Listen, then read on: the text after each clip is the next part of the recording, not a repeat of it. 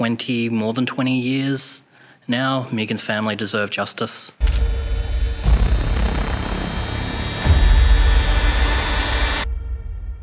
In July 1997, the body of Meaghan Rose was discovered at the bottom of a 40-meter cliff. Queensland police thought it was a suicide. Police have confirmed that it was a podcast listener who potentially helped blow a grisly cold case wide open after 28 years of mystery. Meaghan Rose was more than just a name in a file. She was a driven and creative young woman. She worked as a graphic designer at a well-known firm, had a tight-knit group of friends, and was saving up for a long-awaited overseas trip. Her co-workers described her as passionate about her work, always the first to arrive and the last to leave. Friends recalled her excitement about life and her dreams of one day running her own design agency. So when news of her death surfaced, no one could believe it.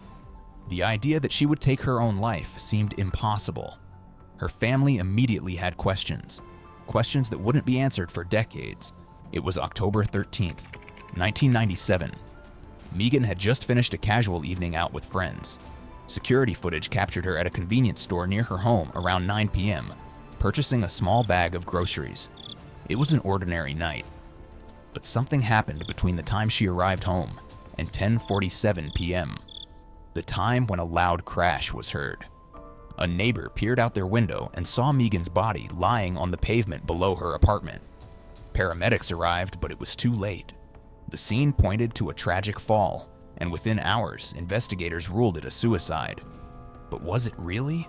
Authorities arrived on scene and found no obvious signs of a struggle. Her front door was locked from the inside, and the apartment itself seemed undisturbed. But some details didn't sit right. For starters, Meaghan's shoes were missing. Not placed neatly by the door, not tossed aside, just gone. Additionally, a glass of wine sat on her coffee table, untouched.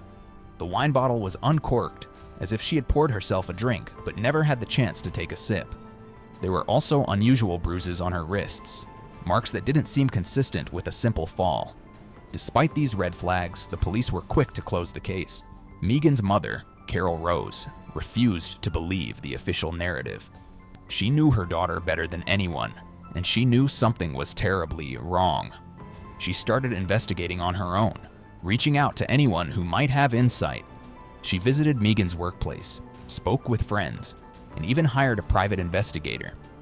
The more she dug, the more questions arose.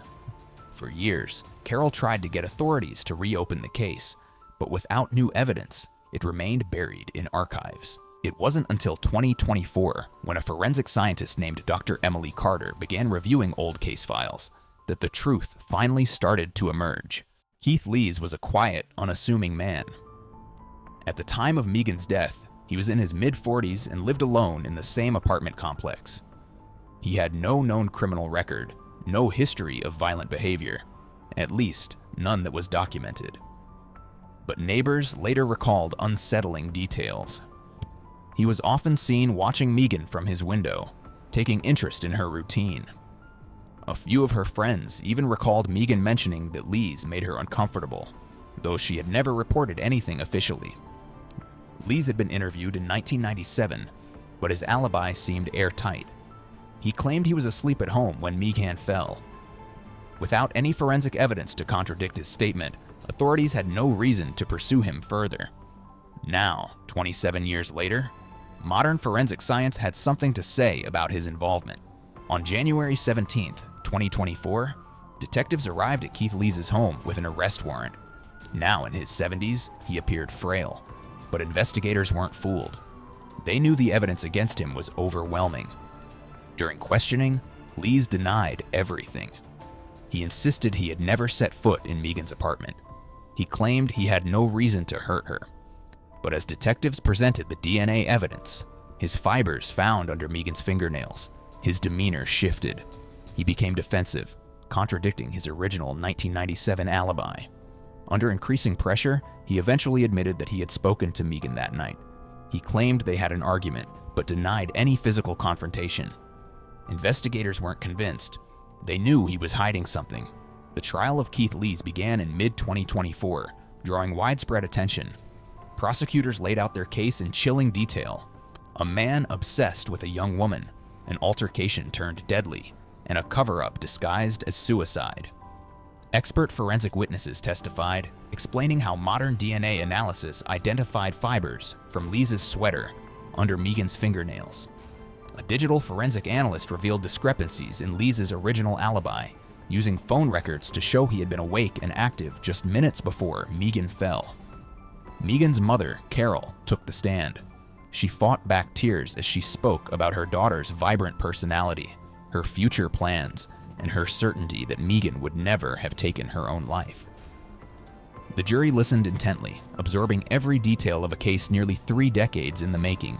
After weeks of testimony, it all came down to the jury's decision.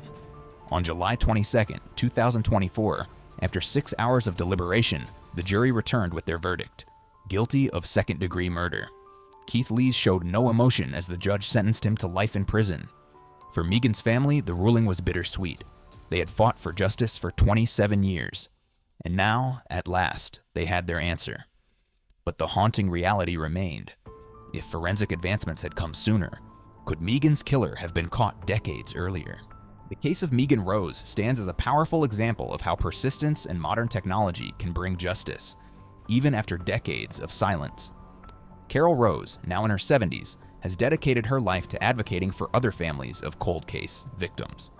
She works with forensic specialists to push for advancements in unsolved cases, hoping that no other family has to wait as long as she did.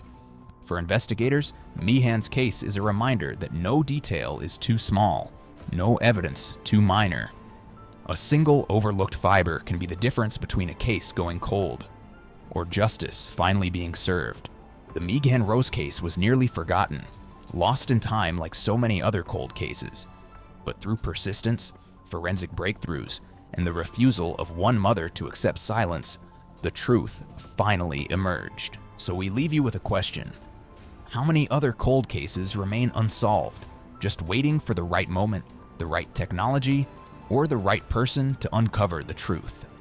What do you think? Should more cases like Meaghan's be reopened with modern forensic technology?